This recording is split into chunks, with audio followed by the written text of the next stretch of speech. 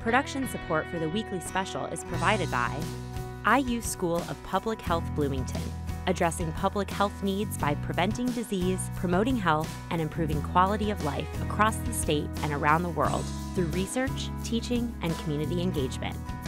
IU Credit Union, now offering mobile access to IU Credit Union accounts, helping account holders check balances, transfer funds, and pay bills through their mobile devices. Available through the IU Credit Union apps for iPhone and Droid.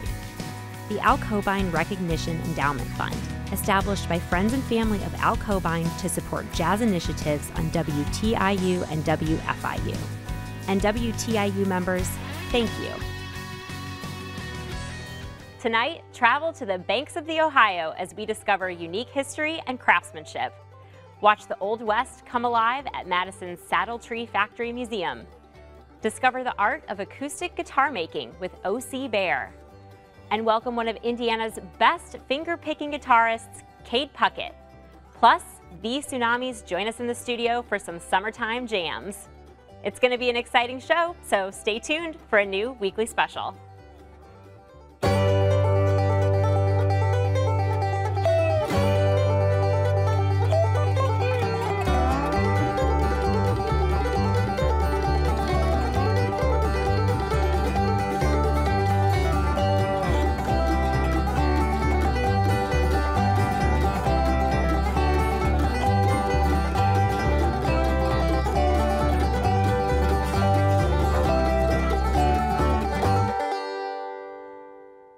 Hello, and thanks for joining the weekly special.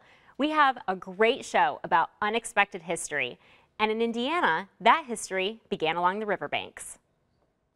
During the late 19th century, as settlers rushed west to discover unknown territory, river transportation was the heart of the New World, and Madison, Indiana became a center of industry. We're midway between Cincinnati upriver and Louisville, Kentucky downriver.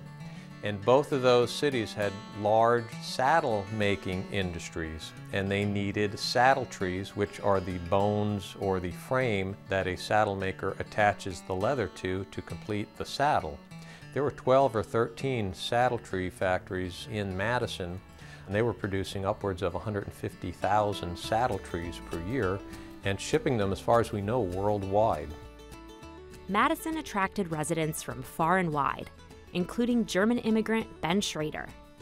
Schrader started his own saddletree company, working until his death in 1909, just as the dawn of the automobile threatened the industry nationwide.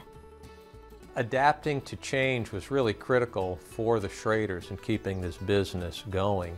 One of the early things that they did during the First World War was they got into glove manufacturing for a while. In the 1930s, they got into making clothespins. But, by the 1930s, there was really not a great demand for saddle trees. The Schraders, for some reason, were able to hang on, and they became the last of the saddle tree companies in Madison, of the 12 or 13 that were here, and one of the very last in the United States from the 19th century.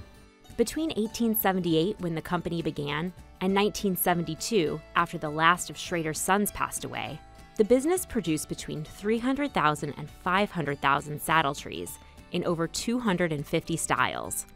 When I first walked into the factory, I felt like I was walking into King Tut's tomb, because it felt like the Schraders had just left. There were shop aprons still hanging, there was a lunch pail by a machine, saddle tree parts that were cut 20, 30, 40 years ago were still sitting next to their machines.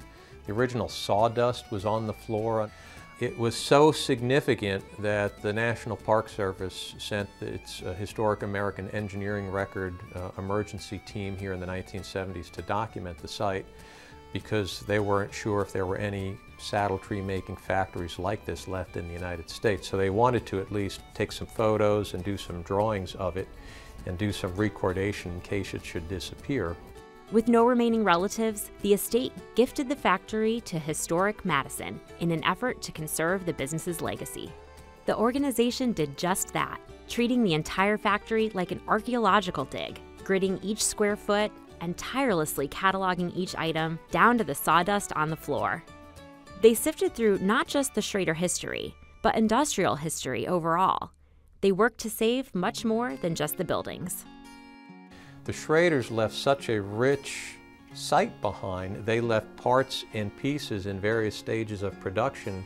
By looking at those parts and pieces of wood that were carved and shaped with different tools and machines, we were able to identify some of the processes in a step-by-step process as to how they made their saddle trees.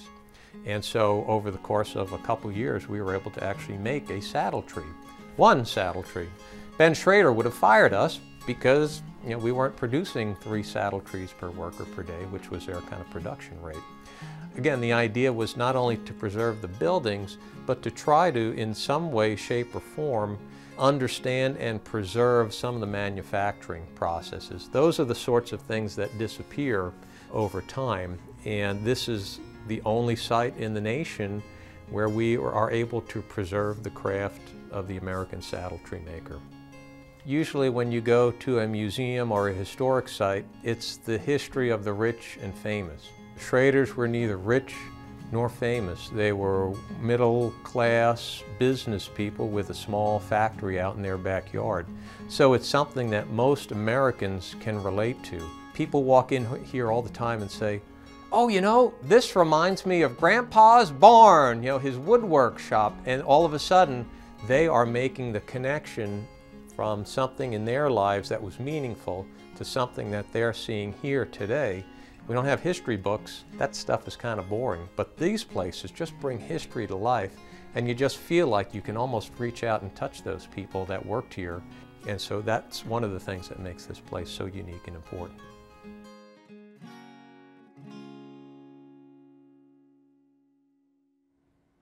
The Saddletree Factory Museum, as well as other incredible historic properties, is currently open for tours.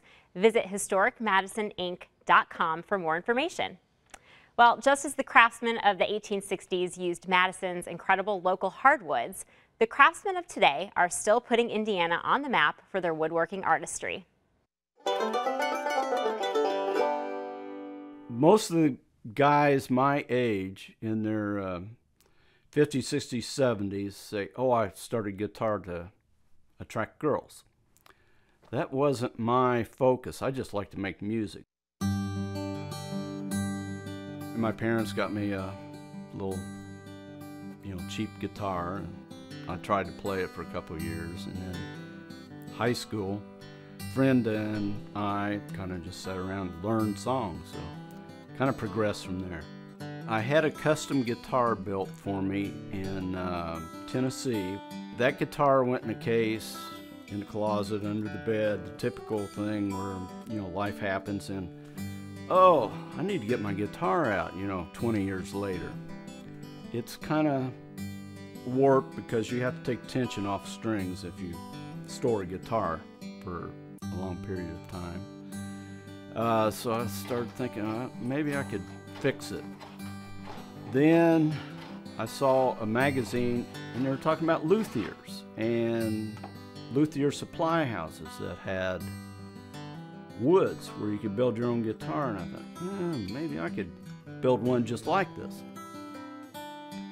So that's where it all started. And then it becomes a passion, and then it becomes an addiction. It's all I thought about for about 5 or 6 years. Finally got to the point where I felt confident in what I was doing. A lot of it was my trial and error in learning the process of building. My dad says it's the bare way, which is the hard way. Rather than asking or going to school to learn, you just make a lot of mistakes.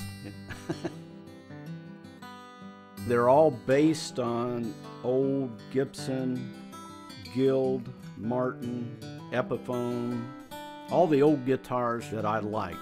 They're my interpretations of those guitars. There's like almost 300 processes in building a guitar. Every one of them contributes to what it's going to sound like. The combinations are just limitless.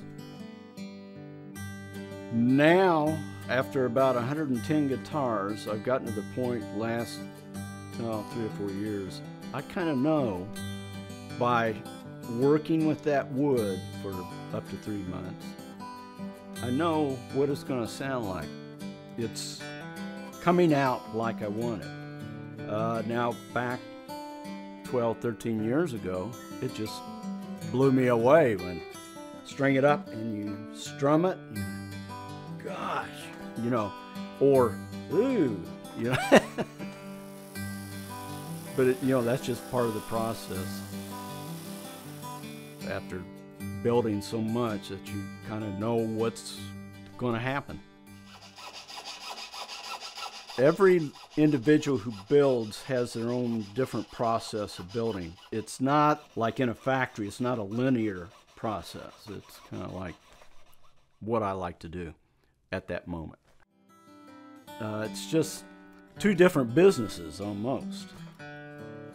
Building a spec guitar, which is just what I want, and then building something for somebody and trying to achieve and make sure that they're going to be happy. If I'm building a spec guitar, it's all me.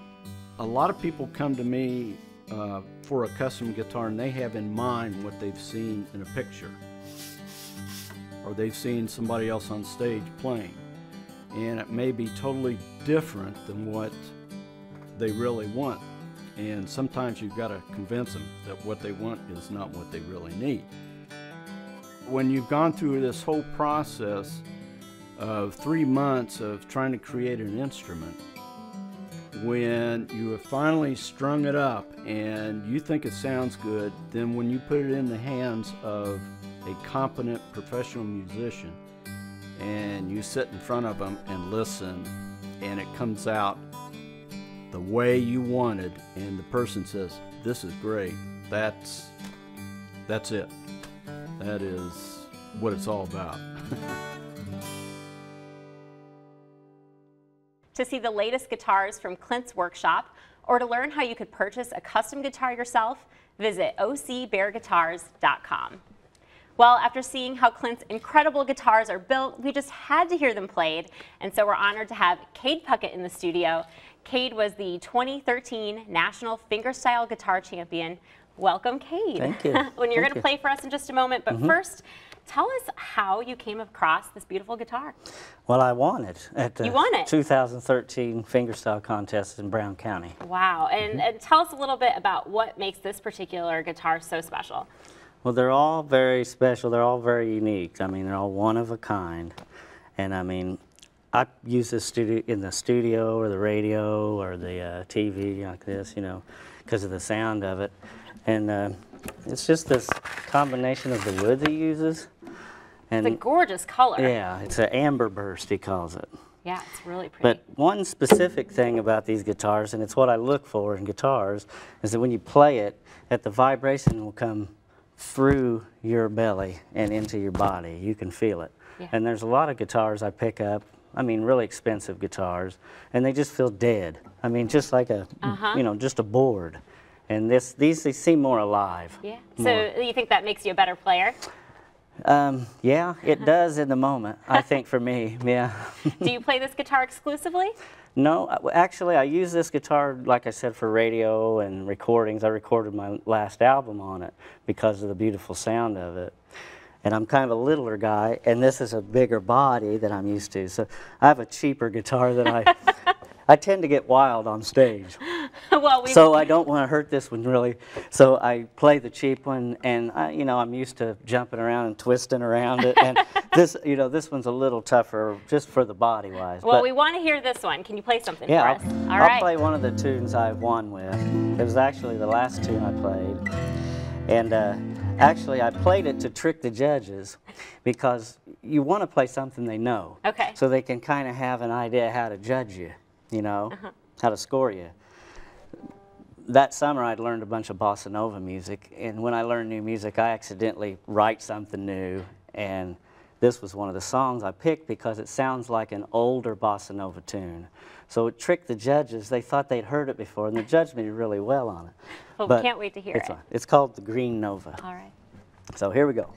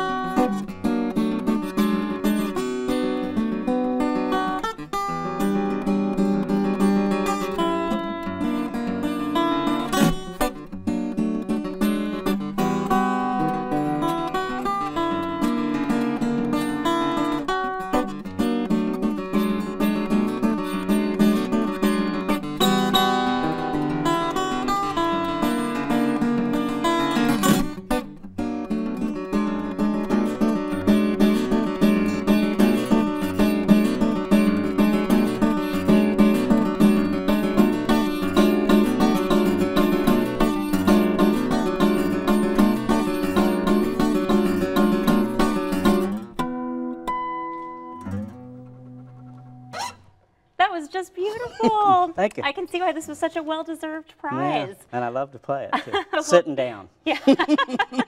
Kade, thanks so much for being on the show. We really appreciate it. And you can learn more about Kade's upcoming performance by visiting his Facebook page. And you don't want to miss the upcoming River Roots Music Festival down in Madison, Indiana. There'll be another OC Bear guitar giveaway, as well as an incredible lineup of musicians. Visit riverroots.org for all the latest information. And just as the spirit of ingenuity motivated our other artists tonight, so too with our latest musical guest, where budget meets art in an unexpected way.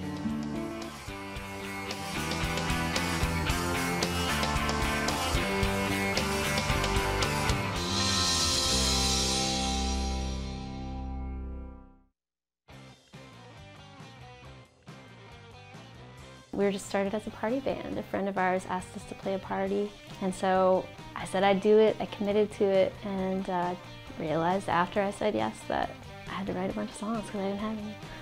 I like to say that we're just a rock and roll band because it's a broad term, and that's pretty much what we go for. And we bring in different influences on different songs.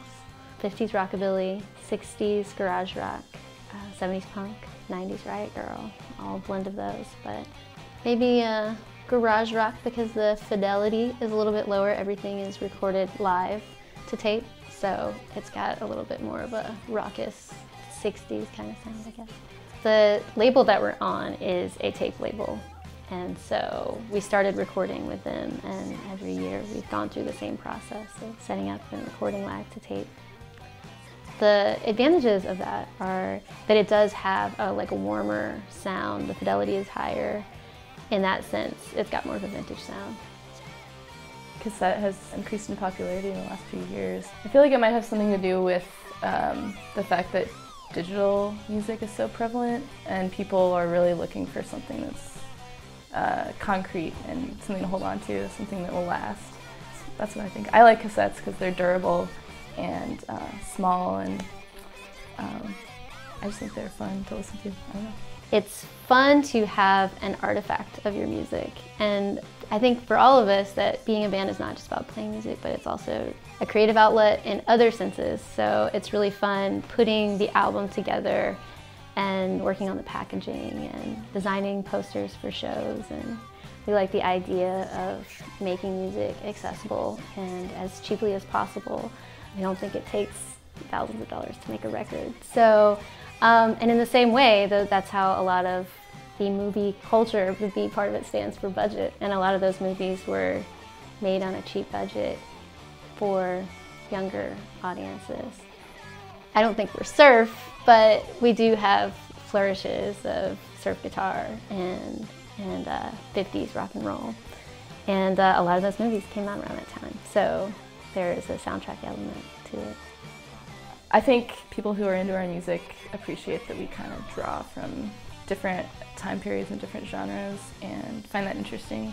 Big media outlets have to censor a lot of things because it is for a mass audience. So budget venues for art, provide a way to get your message out without anyone tampering or, trying to sanitize it.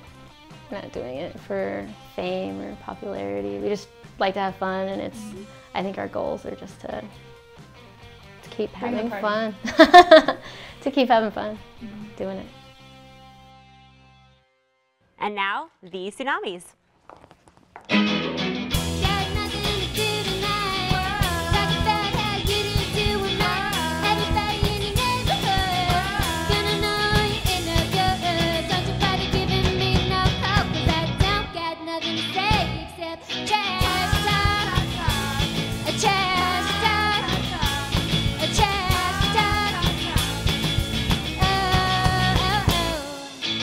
Been like doing all night, yeah.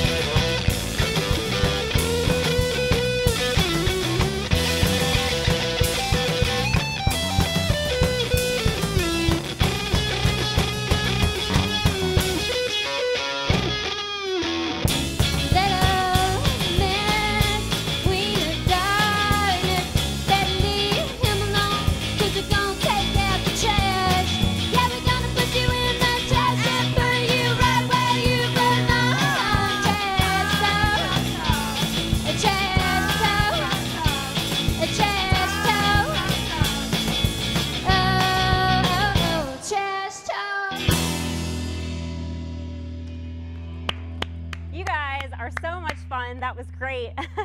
And you can get the latest information on their upcoming album by visiting thetsunamis.bandcamp.com. Well, we're going to sit back and enjoy some more, but don't forget summer is just around the corner. So keep tuning in right here for the latest weekly special ideas to get you out and about exploring Indiana. Thanks again and have a great night.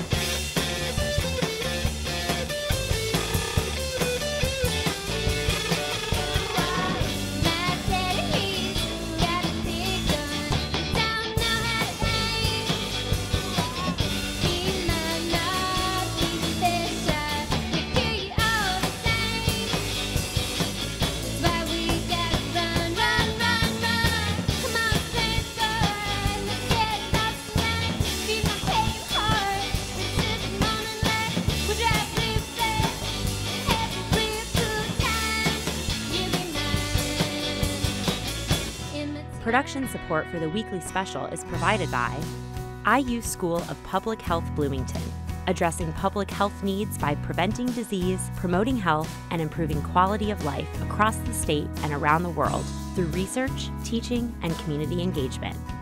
IU Credit Union, now offering mobile access to IU Credit Union accounts, helping account holders check balances, transfer funds, and pay bills through their mobile devices. Available through the IU Credit Union apps for iPhone and Droid. The Al Cobain Recognition Endowment Fund, established by friends and family of Al Cobain to support jazz initiatives on WTIU and WFIU. And WTIU members, thank you.